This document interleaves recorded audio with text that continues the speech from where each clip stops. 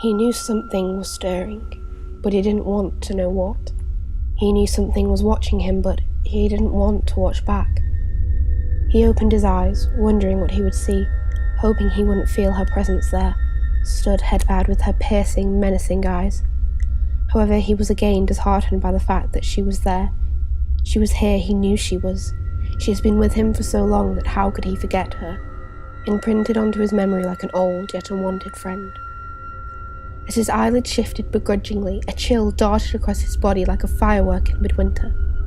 His heart skipped a few beats, and he knew that she would be aware of it, especially in the dark.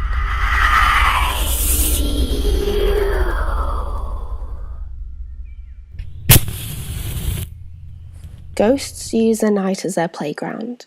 They can dance in their dwelling without a care in the world. They feed off fear, and they use that fear as a drug, which propels them into a state far worse than even their worst nightmares.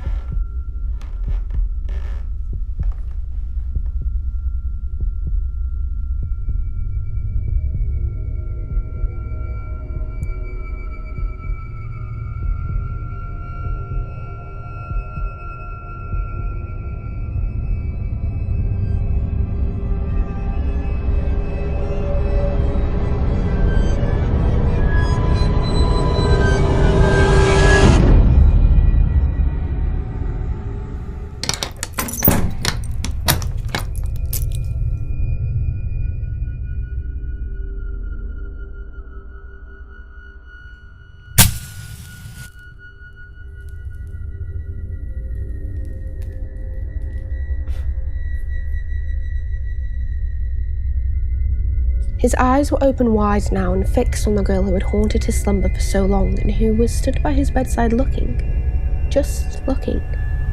That innocent sort of gaze that pierces and wounds beyond repair your very existence.